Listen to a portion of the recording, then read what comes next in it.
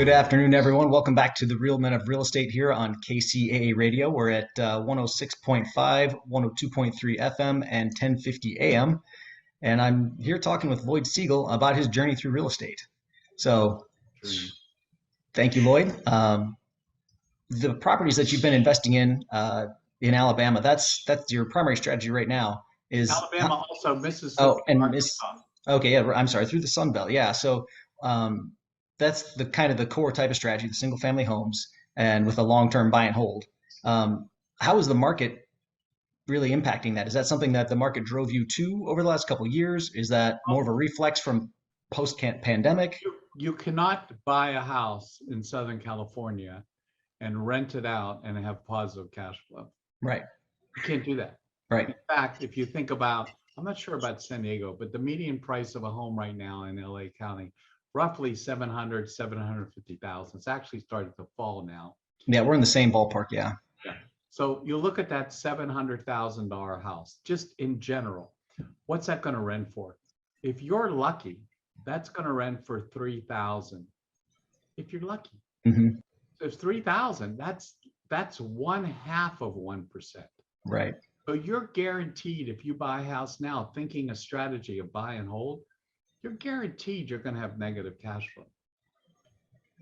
And the only reason then you would be doing it is for appreciation. Yeah, appreciation and principal pay down, but that's speculation. Yeah. What's the point of that? If you want to have a buy and hold strategy, then you got to buy out of state. And so when you're looking for states that have that 1% rule, you have to look basically in two regions, and that's the South and the Rust Belt. Right. So we've already talked about the southern states. So the Rust Belt to me would be Pennsylvania, Ohio, Michigan, and in Indiana.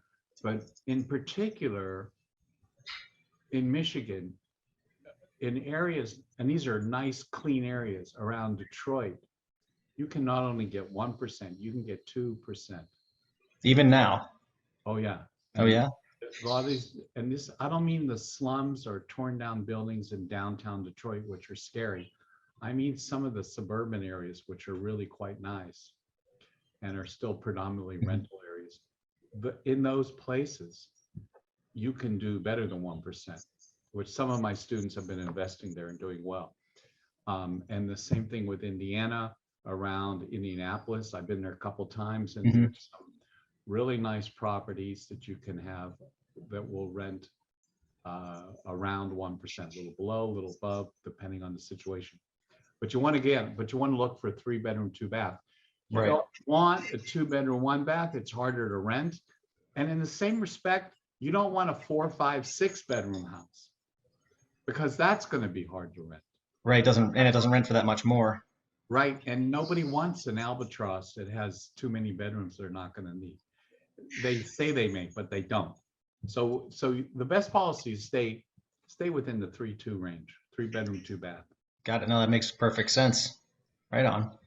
And these homes are less than 100,000. So like eating potato chips, you could pick up 3, 4 at a time. Oh, that's pretty impressive. So you're doing 1 to 2% cash flow on maybe $150,000 houses. $100,000 house. Wow, that's really great. That's a great way to diversify your risk across so many different renters. Fantastic.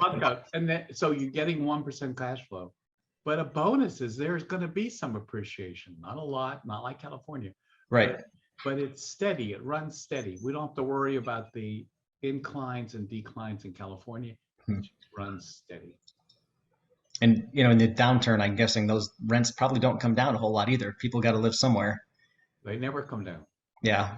I actually looked at that in Memphis during the Great Depression, and average rent loss was $50 a month. Rare. And one of my students has now 15 houses in Memphis.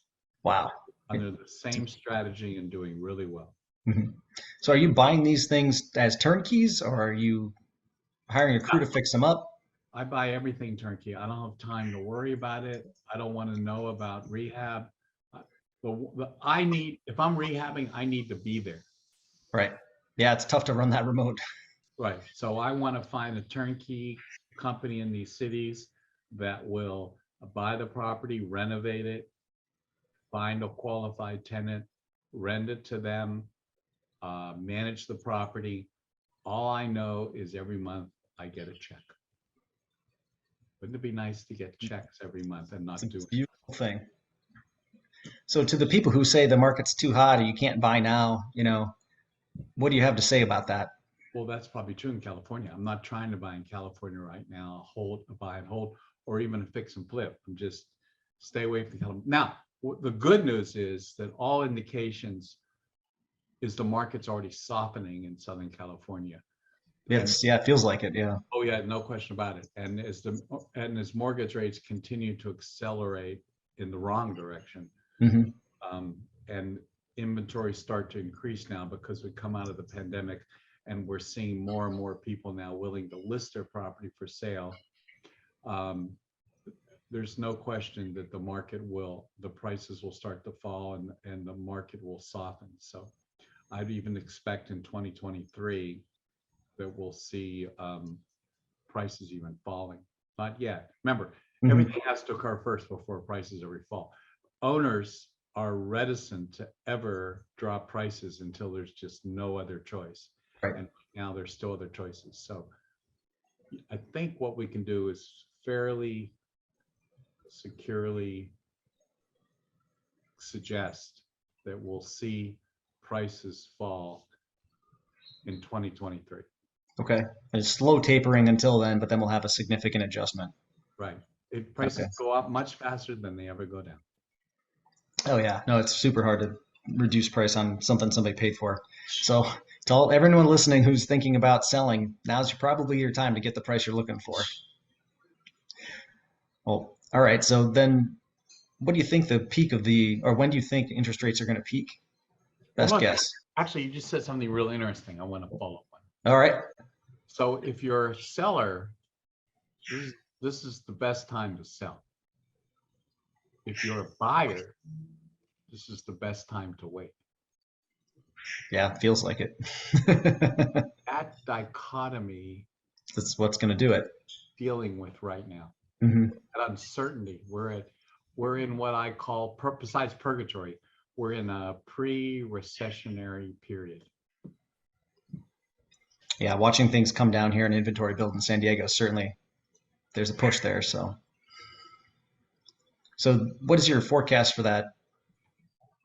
The interest rates, and generally speaking, from your perspective, what do you think the Fed's going to do with this?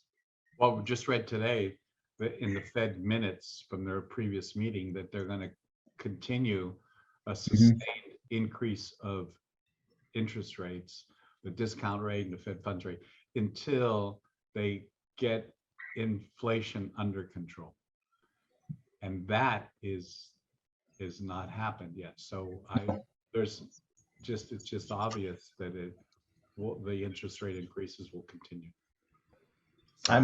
No, that's fine. I was hoping that there might be another in September and that would be enough, but it doesn't look like we've taken enough steam out of the system yet. So no, inflation has slowed down. That's clear. We were at 8.1 over the past couple of months. That has slowed down. If you want to anticipate, I'm always writing about in my Monday morning quarterback that if you want to anticipate where inflation's going, and you want to have some advanced thinking, you shouldn't really be looking at the consumer price index, because that's what consumers look at. That's what the media looks at. But if you want to get behind the scenes and really appreciate where inflation is, look at the producer's price index, because that precedes the CPI by about 60 to 90 days. And sure enough, it predicted all this run up of inflation. It was predicting it months in advance. And right now, the producer price index has slowed down where the consumer price index has not as yet. So as the PPI starts to slow down, that will filter down to the consumer price index. So and that's only maybe a 90-day lag at most, you think? Yeah, sometimes 60, sometimes 90, but you can usually base the cycle on that. All It's right, that's pretty. fascinating to watch, really, because there's such a corollary between the two. Yeah, I have not compared them, so I'll take a strike at that. That's fascinating. What other indicators are you watching? I watch it all. Oh, Uh, no question. Interest rates, mortgage rates, it affects everything we do in real estate, both on a residential, commercial level. I watch the unemployment numbers. Unemployment numbers have been really strong. hmm. So even though the old-fashioned way of determining whether or not we are in a recession, if the gross domestic product is down for 2 consecutive quarters, then we're in Right. a recession. I mean, that's just no longer true anymore. No, we're in it now then, and it doesn't feel like one. Right. We've had 2 months of it, and although you can see a recession on the horizon, the fact is that retail sales are still up, and unemployment is down. Unemployment leads the way, and unemployment's doing great. I mean, have you been to the airport lately? The airlines can't get enough pilots. It's packed. Yeah, I almost lost a flight 2 weeks ago coming back. Yeah. We're, Wow.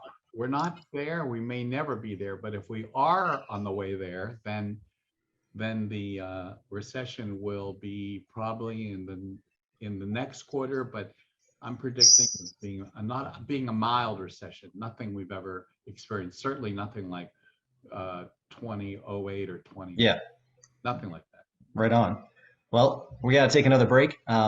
Folks, we'll be back in a couple of minutes after these messages talking with Lloyd Segal about the market impacts to come. So talk to you again soon on KCAA Radio. Thanks, everybody.